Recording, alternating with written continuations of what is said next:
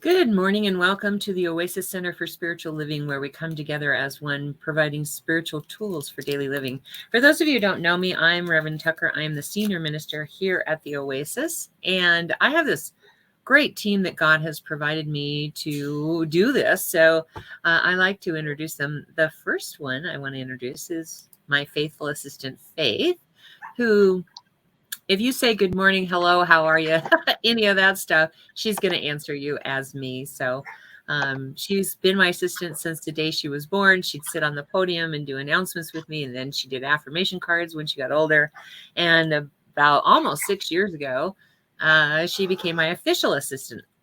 And so she's the one that answers all of that. I go back later and kind of look, but she grew up 6 blocks away from my house and spent some time at my house when her dad would go out of town on toes. So she really knows what she's doing. And today we're going to be singing, oh gosh, now I can't remember the name of it. There is Only Love. There is Only Love from Karen Drucker. And that's on the Songs of Spirit, isn't it? Or is that on a different one? I don't know. It doesn't tell me. So I have to go look. Oh, okay. Anyway, she's going to be doing that. She's our soloist as well. So thank you for being here, Faith. We love you. Sure appreciate you. And my partner in crime, the wise and powerful Oz, he is our practitioner of the day, meaning that he will be praying us in and praying us out. And he's available at the end for our 1-minute miracle, which I will talk a little bit about in the announcements. But he took all of his training with me, except for one class, to become a practitioner. So he's my first baby practitioner. And then he was board president of my church for a very, very long time. Then he moved off to Florida, and we lost the ability to have him in the service, but we're back because of this technology. So thank you, thank you, thank you. We love you. All right, and I always like to acknowledge our adjunct music team.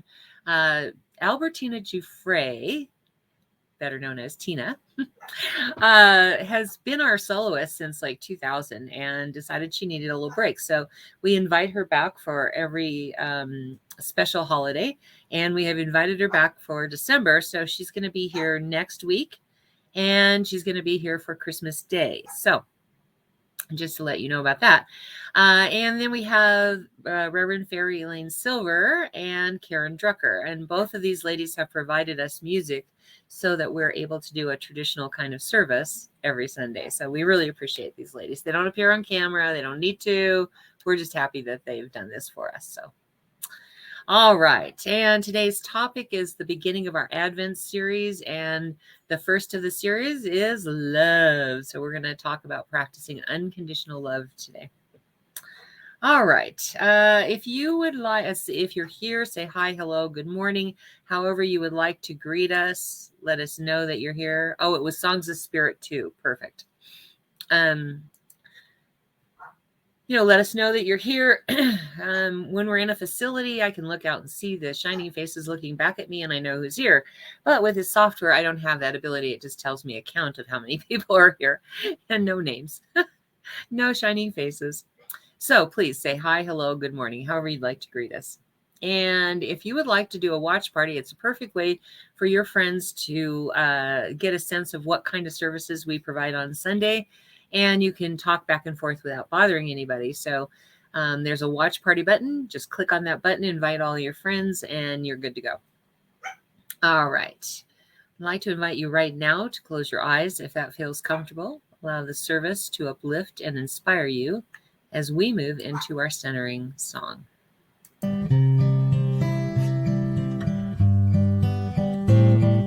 Surely the presence of God is in this place.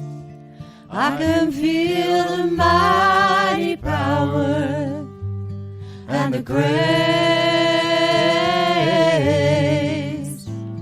I can feel the rush of angels' wings. I see glory on each face. Surely the presence of God is in this place.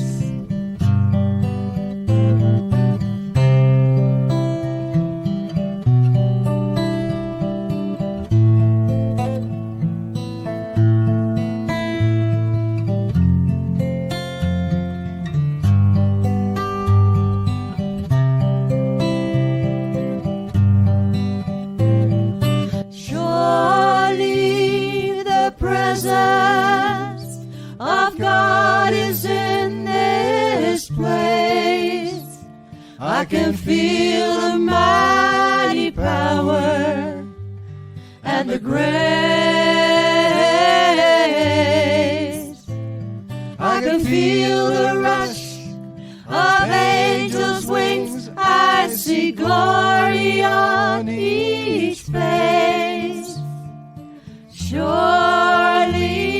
the presence of God is in this place.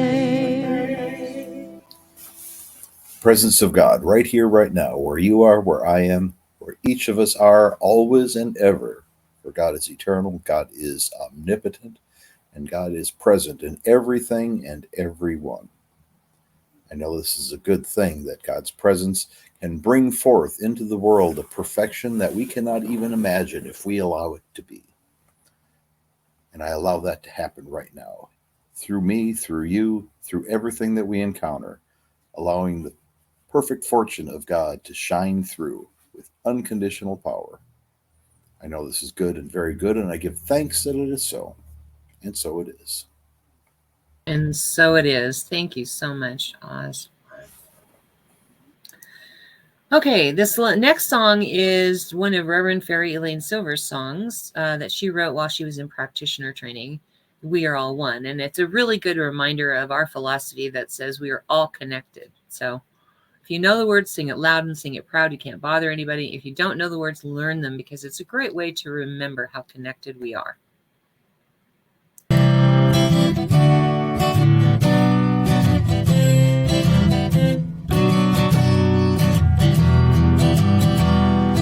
We are all one. We are all one. We are all one in it. I hear it and know it, my being. Spirit is all I am seeing.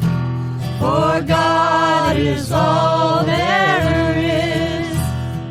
Grateful am I to be living, open to what I have seen, honoring what I've been given, sharing now what I believe. I remember the oneness around me. I surrender to infinite light, knowing the love that's surrounding me is within me by day and night. And we are all one. We are all one. We are all one in it. Yes, we are all one. We are all one. We are all one in it.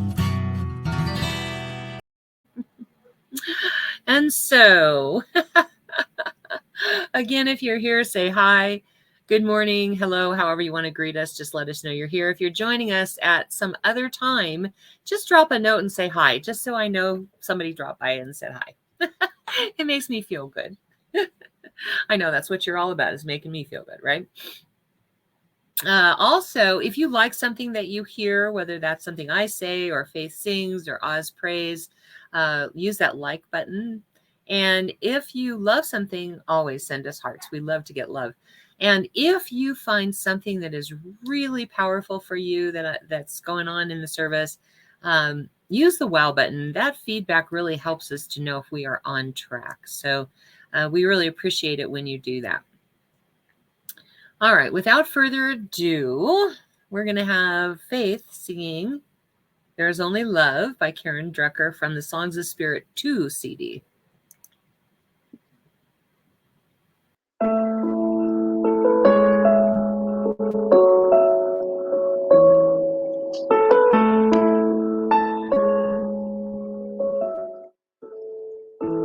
In this moment, in this place, I remember who I am, letting fear and worry fly away from me.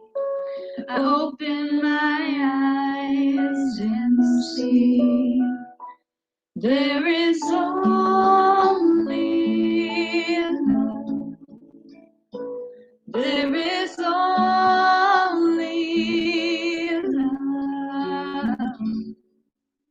Love that heals, love that sets us free. There is only love. When I lose myself,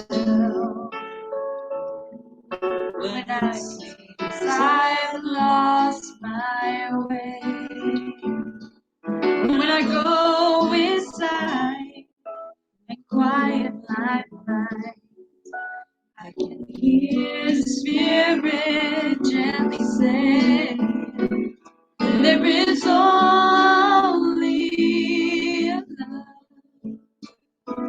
There is only love. It's love that heals, love that sets us free. There is only love. There is only love. There is only love that heals, love that sets us free. There is only love. There is only love. There is only there is only love.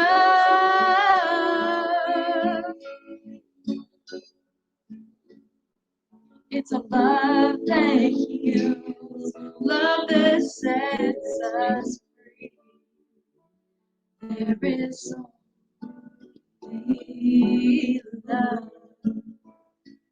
There is only love.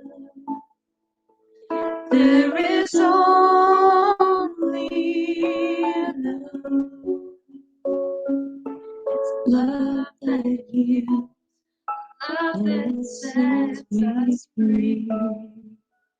There is only love.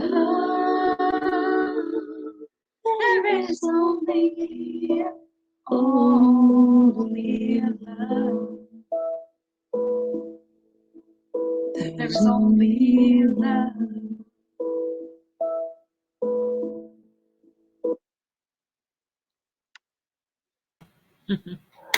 Thank you. I always feel that song is so comforting, like when you really think about there's only love. That's it. All the other stuff is not real, It always makes me want to cry. I know, right? Okay, don't cry, don't cry, don't cry. I'm doing my job. I'm here to comfort the afflicted and afflict the comfortable. Yeah. Well, you do a good job. All right, good. Thank you, Faith. That was beautiful. Okay, well, so this Sunday begins our Advent series, and I started looking into what Advent is really about. Advent is actually, in the Christian tradition, Advent is the 4 weeks prior to Christmas, helping us prepare for the Christmas spirit, so to speak. It invites us to step away from what can be like a frenzied time of parties and shopping, and consider how we commemorate the Christ within. Okay. Christianity says that it celebrates the birth of Jesus, and that it prepares us for the second coming of Jesus.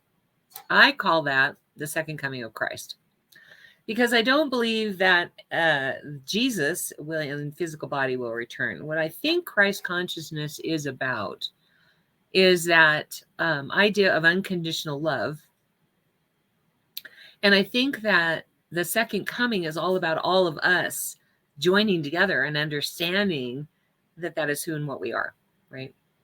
And so why we celebrate Advent is to take a break away from all that stuff, to remind ourselves of the different messages that Christmas brings: love, hope, joy, peace, And usually it starts like the last Sunday after November 30th, and it goes through Christmas Eve. But I like to start it the first week in December. I'm just a weirdo. And this year, it just happens to end on Christmas Day. So Christmas Day, we'll be talking about peace. Today, we're doing love. Next week, we are doing joy. And the third week, because that's when we're going to light the menorah. Hanukkah starts December 18th. We're going to talk about hope. And then on Christmas Eve, we have a special celebration for you. So make sure you're here 6 o'clock on Christmas Eve.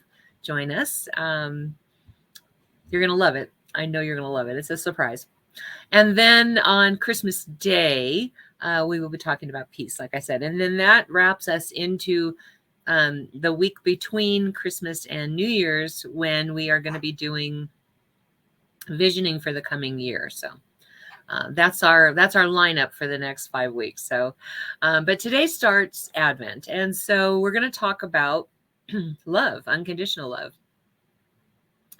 And it's an interesting topic because, I've always believed in unconditional love. I've always believed that mothers with babies provide unconditional love, and that babies provide unconditional love to their mommies, and dogs provide unconditional love to their people, and vice versa. And then I got into the school of ministry, and I met Dr. Fred Vogt.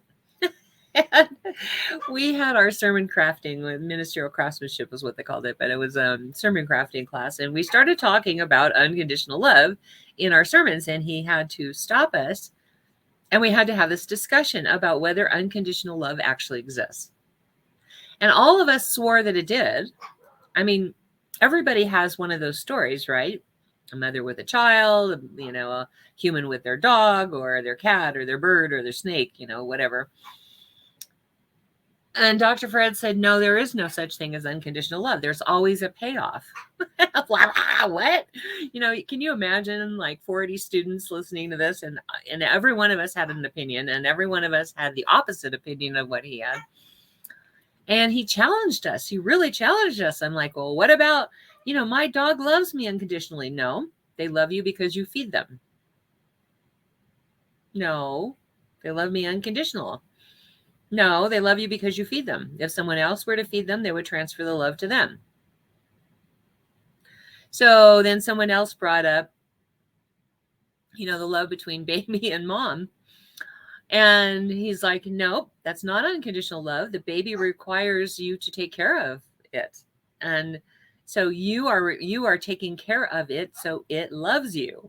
And it's like, well, what about the mother loving the baby? And they're like, yeah, the baby gives love back. So it's not unconditional. It's like, as long as the baby loves me, I'm going to love the baby, right?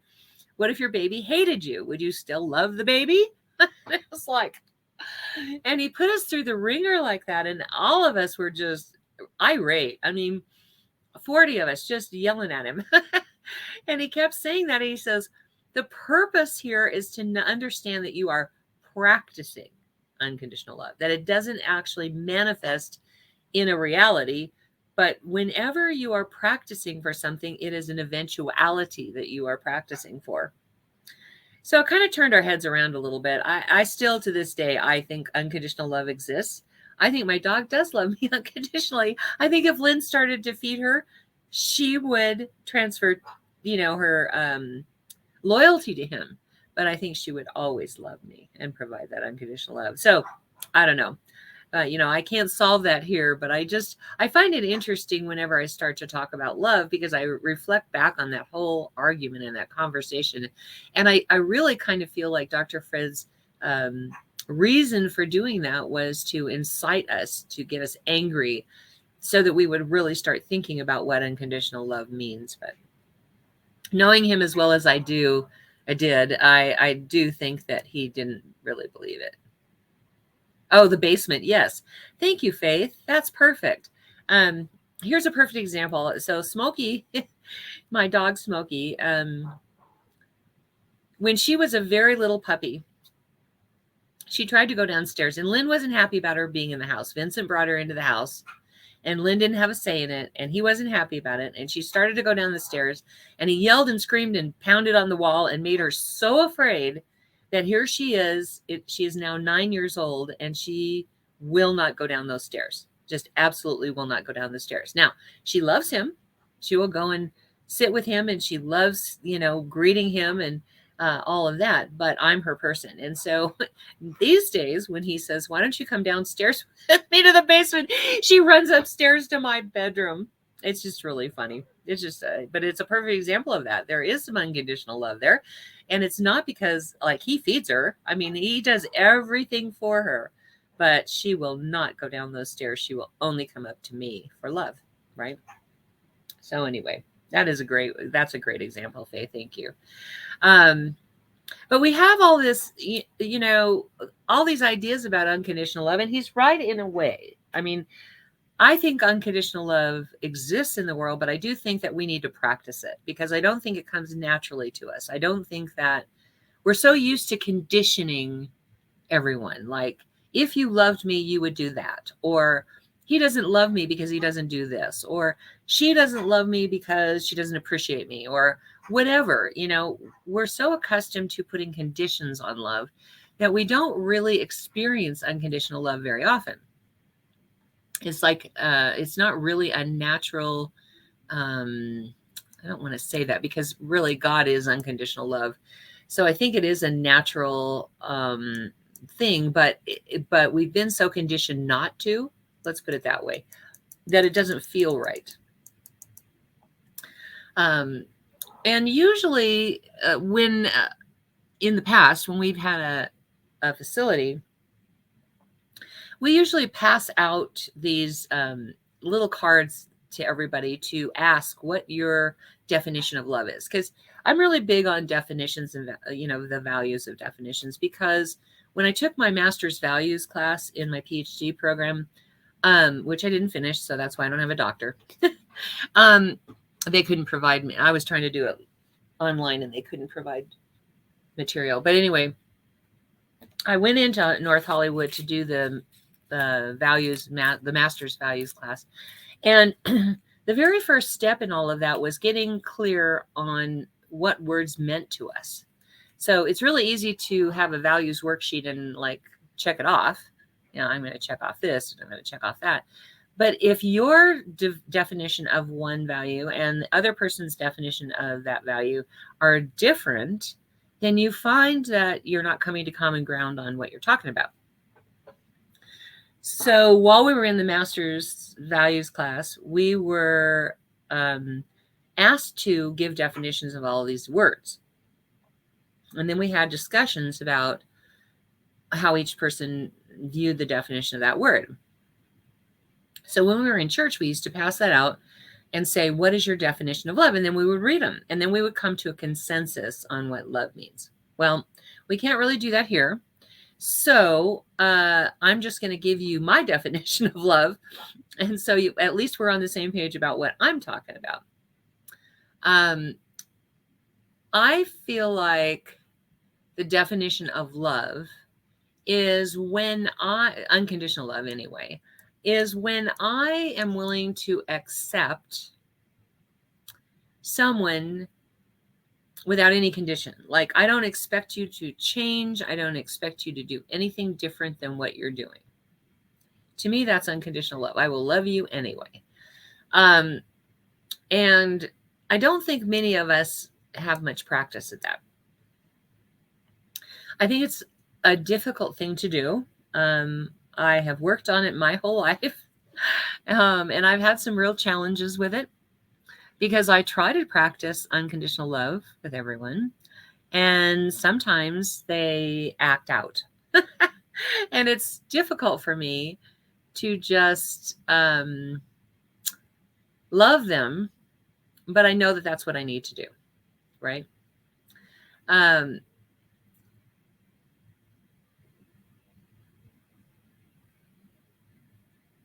I think that the more that I practice it, the more I come closer to the actual feeling of that.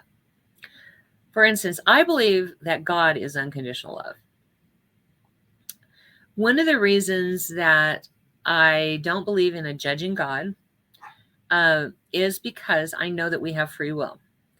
And what better way to express love than to allow someone to do as they please and still love them? And I really think that that is the epitome of unconditional love, and that is what God does. Because God doesn't say, no, you can't do that. And so we have free will to be able to experience life however we want to experience it. And in that experiencing of it, there is no lack of love from God. God doesn't go, yeah, you did that, so I'm not talking to you. Or, if you can't change your behavior, you're leaving.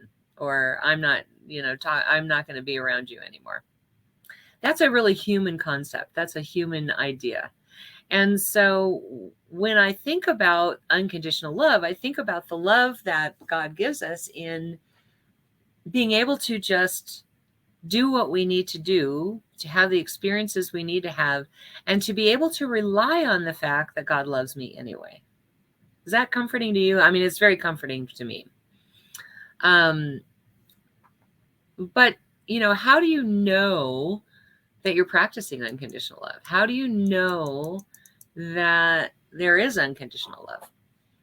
I think we know it by the feeling that we have that has no, it's not like a benefit relationship. For instance, when I love someone unconditionally, I get nothing out of it other than a feeling of feeling good. Now that was, Dr. Fred's argument was, even if you think you're giving unconditional love, the fact that you feel good means that you're getting something out of it, and that makes it conditional. And I'm like, I don't know. I don't know about the logic of all that. All I know is that if I feel good about how I'm acting and how I'm providing or giving love to somebody, if I feel good about it, I mean, like good inside, not just this happy, fluffy feeling, but I don't know about you. I'm a feeler. So obviously a lot of stuff I'm going to feel on a feeling level. But I kind of feel this like in sync thing that happens within my, I don't know if you've ever noticed how bad you feel when you walk away from a fight with somebody and how your insides are just in turmoil. And I liken unconditional love to that, because you feel this like synchronizing that happens, and it feels good on the inside. It doesn't, it's not a fluffy feeling. It's a, God, it feels so good. Right. And I think when you handle an argument correctly, when you are both very honest and are not trying to hurt anybody, and you're taking responsibility for your own feelings, and you hash it out, you walk away with that feeling inside. And to me, that's the unconditional love of God that is in operation. I know I've told this story before, but I used to know this lady who was having a problem with someone, and she was on a board, and they had to work together. And she kept saying, I'm trying to love her. I'm trying to love her. I'm trying to love her. I just can't. And I had this aha in my meditation one day about the love of God. Like, it's not that I give you love. It's that God loves you through me. So when I put it that way, she was able to do that. And they ended up having a good working relationship. They were never best friends, but they had a good working relationship because she just chose to look at her through the eyes of God. And that's really what it's about. You hear namaste all the time, right? The God in me recognizes the God in you. And that's really what love is. Love is. I see the good in people until they show me that I can't see the good anymore, but I still try to love them even after that idea of good has left the building. So, I was listening to this tape one time about Jesus. First of all, God is a God of war, right? Usually. And then you get up until Jesus, and all of a sudden, God becomes a God of love. And when I look at the Israelites, because God was a God of war and smoke, the Israelites, that version of God that I was raised with, was aggressive and angry and smiting and all of that. And then I learned about the Jesus form of God, which was a very loving presence. And this one person on the tapes was talking about how they were taught that Jesus believed not in a judge in the sky, but a loving father who sometimes had to punish people for not believing. That was one of the things in the Old Testament. Because people, when they came to realize that they learned about a God, everybody equally, no matter what they've done, it was justice. But we don't believe that God punishes us.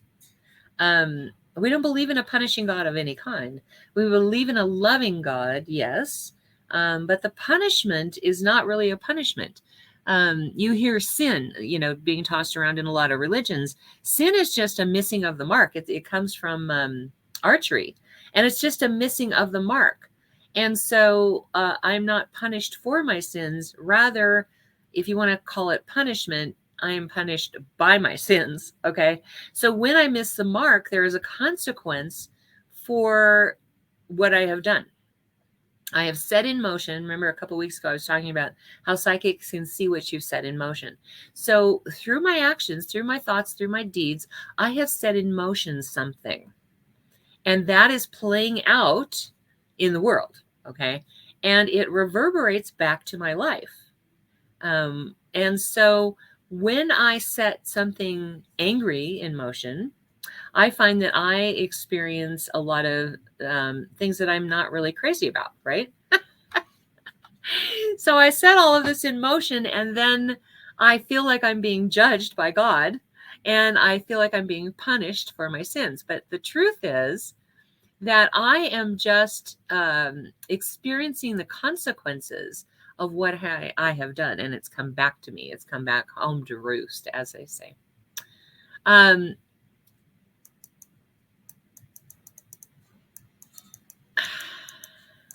Sorry, I skipped all over, and now I don't know where I am. Okay, we are creations that God loves impartially. And it's up to us to learn to forgive ourselves and each other in order to see through God's eyes at each creation. So let's talk about forgiveness for a second. When whatever feeling we have, we set it forth in the world. Okay. So if I'm holding something against someone, what I've set in motion in the world is something that will come back at me. It's not that that person will come back at me. It's not tit for tat, so to speak. But I've set in motion an energetic feeler, let's put it that way, that goes out, catches onto something, and brings it back to me. So when I'm practicing forgiveness, it has nothing to do with that other person. It has nothing to do with whether we condone their actions or whether we like what they did or accept what they did. It has nothing to do with that. I remember one time I was watching this reality TV show where all these people were in a house, and it was Vanilla Ice and Tammy Faye Baker. Now, for those of you who don't know who Tammy Faye Baker is, she's a preacher, a Christian preacher, and her whole thing was she would wear this gobs and gobs and gobs of makeup and then cry every Sunday, and then the makeup would run. I started wearing waterproof eye mascara because of her, because I saw what the result was, and I never wanted to look like that. And I do cry in some of the services that I perform. And so she's in this house with Vanilla Ice. Vanilla Ice doesn't know who she is. So he decides he wants to go see her speak. So she's talking that Sunday about forgiveness. And in the Dark Ages, if you murdered somebody, they would put the corpse on your back, and you had to carry it around until it rotted off of you. And so what she said was, unforgiveness is like carrying around that corpse for the rest of your life, or until you forgive that person. It has nothing to do with the other person. It has everything to do with your ability to be free of the situation. Because the truth is, they did whatever they did. They've moved on. They don't even know it's bothering you anymore. Maybe they know, they don't care. you're the one who is now rehashing it over and over and over. So now, instead of them perpetrating against you, you're perpetrating against yourself. And that's the reason for forgiveness. So when we're practicing unconditional love, what we want to do is we want to get to that level of forgiveness where we understand the humanity of that other person and know that in order to open our hearts and have God's love flow through us, we have to forgive everybody and everything. In the Bible, it says you must forgive 7 times 7, or 77 times 70. And that's really just talking about, it's a constant process that you keep going and going and going. And that in every moment of every day, there's something to forgive. And the more you do that, the more loving feeling you will begin to have, because I see God's love as like a funnel up here. It just comes in through my head, and then it comes into my body, and then I funnel it back out to other people. That's kind of how I see God's love. So when I'm practicing forgiveness, when I totally forgive the other person, I have no chains on me anymore. I'm not bound to that person. I don't rehash that in that situation over and over again in my head. And my heart is free. And at that point, all of that love is funneling down into me freely and coming out through me freely. There's nothing to impede it. And so when I say forgive people, that's what I'm talking about. I'm not talking about going to them and saying, oh, I forgive you. I know you'll never do that again. I always say this, you can forgive somebody and not, if they burn down your playhouse and you forgive them, you don't invite them back to play in the new playhouse that you built, right? You don't have to invite them back into your life. You can if you want to, but you don't necessarily need to. The only thing you are doing is you're cutting the bonds that keep you bound to that person in that situation. And it's like cutting the corpse off my back, right? Because I don't need to carry it around anymore. And that other person has gone on with their life and they're doing whatever they do. And nothing I do is going to change that. You can't go back and change the past. You can't go back and make them undo what they've done. What you can do is you can sever the chains that are binding you to them and that situation. So, let's see. I've gotten off course again here somehow. I love it in 12-step when they say, God grant me the serenity to accept those things that I cannot change, to see the courage to change the things that I can, and the wisdom to know the difference. I really love that, because I think that is part of practicing unconditional love. When I know that there are things that I cannot change, and I'm willing to accept that and be okay with it, meaning I forgive myself for not being able to change it, meaning I forgive the situation, I forgive the other person, I can't change it, so okay, I'll accept it. I don't condone it, but I accept it. And then if I have the courage to change the things that I can, and then if I have the wisdom to know the difference, then I'm at peace. And isn't that really what we all want? We want love and we want peace. We want harmony. We want to be able to enjoy our life. And we want to be that open channel through which God loves. And so really, when we practice unconditional love, we're saying you don't have to change anything in order for me to love you.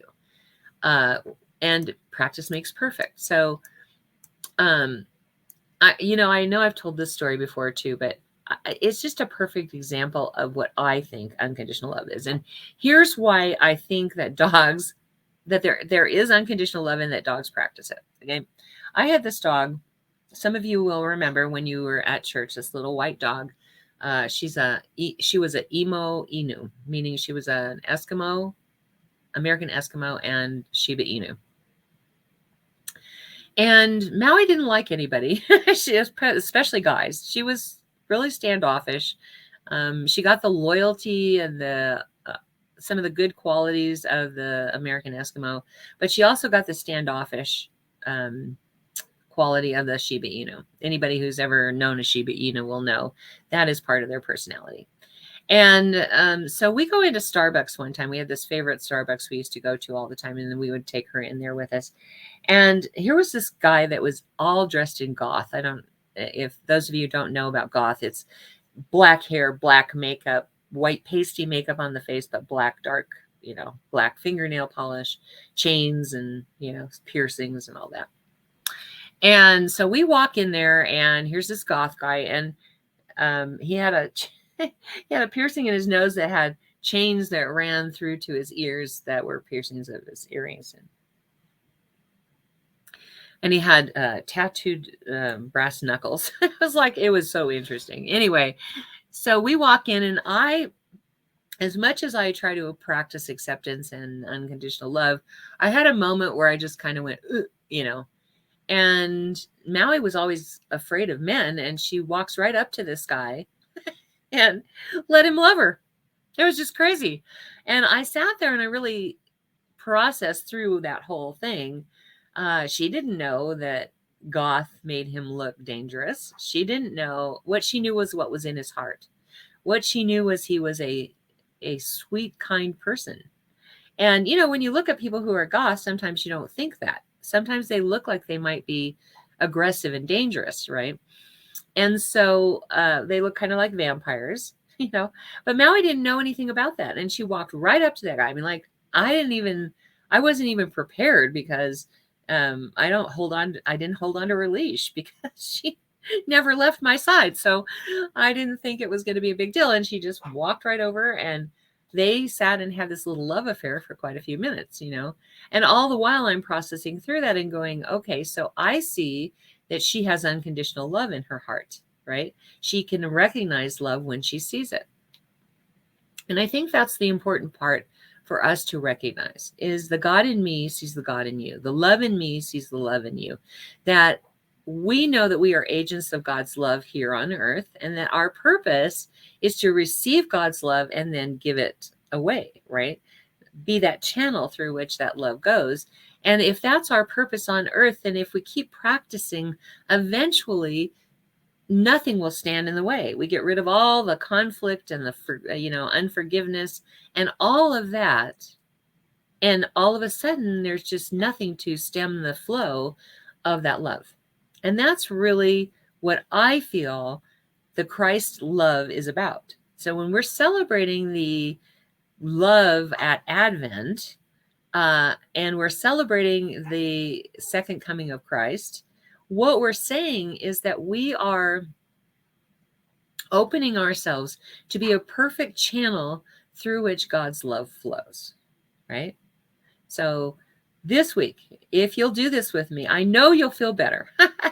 If you'll do this with me, just practice that. See yourself as having that funnel that God's love pours through, and that at your heart is the love that is coming from you. Practice forgiving everyone and everything for anything and everything they've ever done.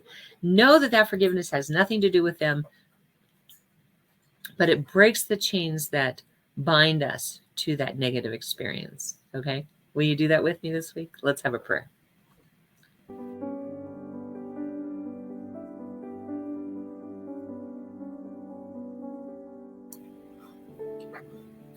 So right now, I just turn my awareness to the infinite power, the infinite presence of God, to that place within me that knows beyond human understanding just how powerful God is. One life, one love, one being, all of it God. And God is simply all there ever has been, all there ever will be, and all there is right here, right now. So I celebrate that idea, that it is God that flows through me. It is in every thought, every action, every deed. And I am guided and led by that ancient wisdom of the ages that flows through me. That is God flowing through me as wisdom. I'm an open channel through which that flows. I know that same truth to be so for God's team, that I get to manage for Lynn and for Faith and for Oz and for Tina and for Karen and for Elaine. For I do know that we are connected by it, through it, as it. And every thought, every action, every deed is guided and led by that same ancient wisdom of the ages that is God flowing through all of us. I know that that is true for every person here, whether that be in real time or later on. Because I do know that there is no place where one leaves off and the other begins. That we are connected totally, completely by it. That it runs through us like a river.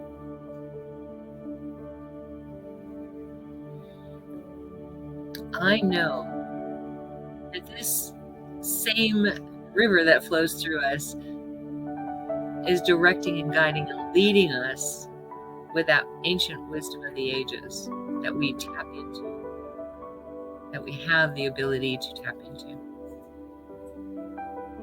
Vitakuyasan, all my brethren, we are all one. And so I bless this coming week because I know that there is a multitude, a plethora of experiences that let us experience that unconditional love. And as we focus our attention on it, everything that needs to be looked at comes up to be looked at and is dissipated quickly through the power of love. There is no situation, no person, place, or thing that has any power over us any longer. Because the unconditional love of God is all that flows through.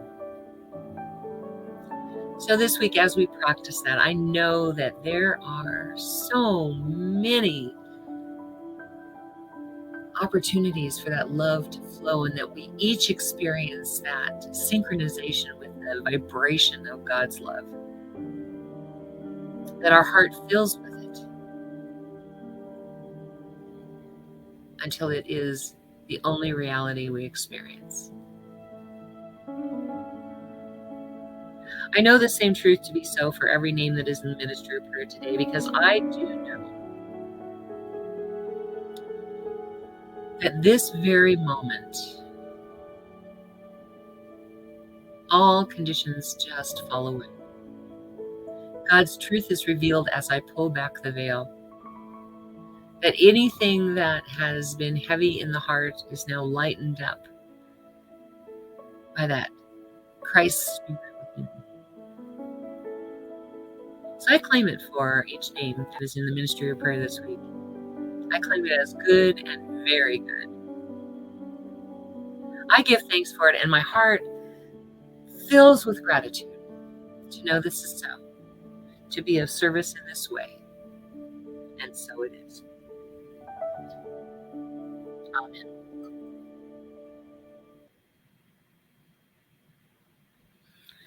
Whew, I'm telling you, we need to start doing a second song, Faith.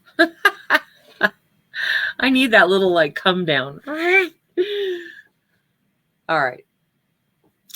This is our opportunity to receive your gifts, tithes, and offerings, and your opportunity to express your gratitude for that which you have already seen in physical realm, and that which you have created in the mind of God, but have not necessarily seen in the physical realm yet. So in a moment, I'm going to invite you to go to oasiscsl.org, and about 2/3 down the page, say this offering affirmation with me. And then underneath that is a Contribute Now button. And let me talk about contribution real quick. We're not in a facility any longer, so we don't have rent or utilities or, the more common expenses that go along with a ministry. A ministry. My goodness, I'm having issues today. And so what you're contributing to, because our vision and our mission is geared towards healing the world one person at a time. We see a world that is completely healed of all strife, of a world where all are loved, right, and feel loved. And so when you're contributing, what you're doing is you're contributing to our being able to get God's message out into the world.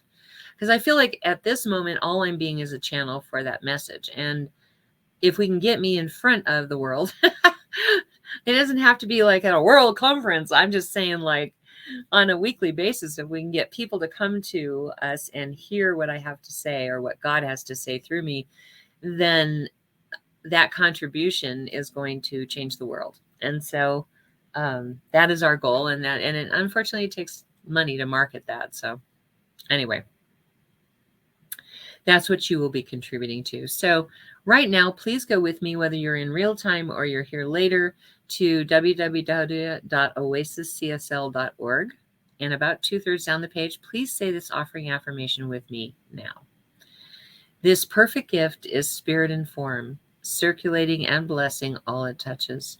Freely I give, and joyously I receive. And so it is. Amen. Go ahead and hit that contribute now button and let's get this party started, okay? All right. All right, first off, let me tell you that we have this wonderful team of licensed practitioners coast to coast who are the healing arm of our church, and we call them the God Squad. And they are in service to the world, right? They pray every day for a week for any prayer requests that we have. They provide spiritual guidance for people. There's a lot of things that they do. Every minister I know has a practitioner that they go to, because it's so important. When you can't see the light for yourself, you go see a practitioner. Then the practitioner sees the light for you, if that makes any sense. So anyway, we have this wonderful group of licensed practitioners we call our God Squad. And they will pray every day for a week on any prayer request you have. So if you would like a prayer for something, please put it in the comments section. And if you don't want it to be public, you can just DM Faith or myself, and we will make sure that it gets on our private facing group Facebook page. And that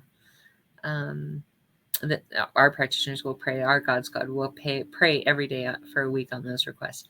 If you would like to be part of the God Squad just for the praying every day for a week part of it, you don't have to be a licensed practitioner. You have to be willing to only do affirmative prayer, no beseeching, no asking.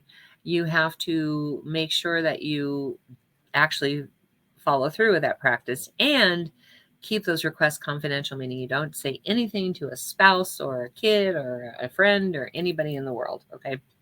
If you would like to do that, say yes in the comment section, and Faith will add you to the God Squad for that private facing Facebook page, group page.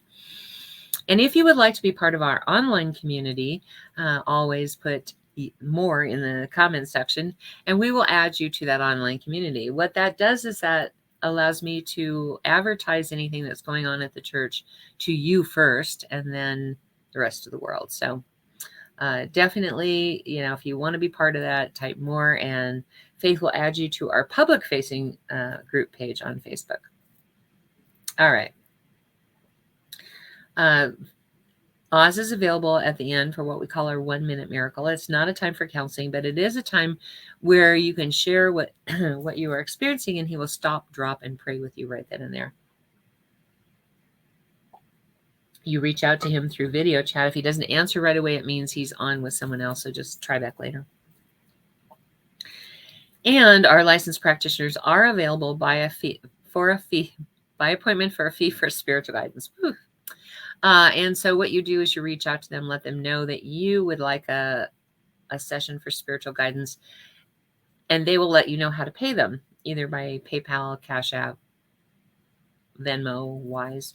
I don't get involved in any of that. Every practitioner has their own practice, their own professional practice, and they decide how they're going to charge their clients. So you reach out to them, and at the appointed time, they will reach out to you through video chat. So anyway, let's talk about Brooks and Bailey.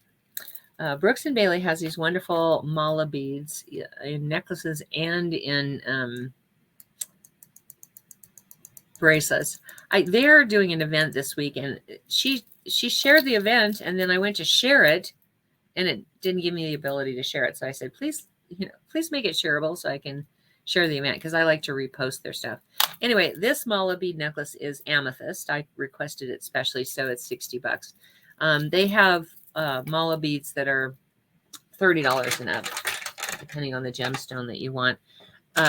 Mala beads are wonderful because there's 108 in the necklace, and how the Hindus and the Buddhists use it is they move one bead at a time while they do their chanting or their mantras. And I think it's perfect for affirmations personally, because I suggest that you do 100 affirmations a day. So you use it the same way. Move a bead and say your affirmation, move another bead, say the affirmation. There's 108 in the necklace, and there's 54 in the bracelet. So anyway, you can reach them by going to, emailing them at brooksandbailey0307@gmail.com. Or you can go to one of their events. They also have a Facebook page, and all the proceeds benefit Rocky Mountain Lab Rescue. So, I mean, it's a really worthy cause. So, there you go, Faith. And please check out the Mystic Brew. This is a metaphysical shop that has intention jars, kits to build them yourselves, as well as different bath salts to help focus whatever intention you are currently working on. The website no longer works, but you can still order through Instagram and Facebook. I will say that this is definitely a really good Christmas present, as some of my family is getting some as well. So please check us out and follow us for any upcoming events. We are planning on doing something for New Year's, so definitely check us out. Okay, thank you. And then as an adjunct to that, we have Angel Renee has an Etsy store where she sells intention candles and intention tea bags that you put in your bath. The aroma of the herbs helps you focus on your intention. Okay, let's see. Reverend Fairy Elaine Silver has some wonderful music, as you've been hearing. We do a lot of her music during basics, because a lot of it was written when she was in her training, and it is such a good example of what we teach. So go to her website, figure out which CD you want, and then you'll have to reach out to her by email to let her know that you want to buy something, because she can't update her website to tell you how to pay for it. But she travels around the country, and she always has her CDs in the trunk of her car, and she's really good at making sure you get your CDs. So reach out to her and let her know that there's something you would like to buy. Karen Drucker's website, on the other hand, works just fine. You can pay for it right there. You can buy it by the song. You can buy it by the CD. You can buy it by the songbook, even karaoke files. So we like to support those who support us. So definitely go buy something from these two wonderful ladies. And then check out our website at www.oasiscsl.org. On there, you'll find video sermons. Actually, I don't have those updated, but for at least 2 years, I have them. I'm working on getting that updated. I've got to get them all onto YouTube first, and then I can upload them into the website. And that brings me to YouTube and SoundCloud. YouTube has right now 2.5 years worth of my video sermons, and SoundCloud has the years prior to that. So as sound files, audio files. So check us out under S. Tucker. Go to the website, check us out, see all of the events that we've had, get to know our spiritual family, just to see them and see what we look like we're about. Okay. All right. Without further ado, we're going to move into our closing song. I'm running over again. I tried not to this time.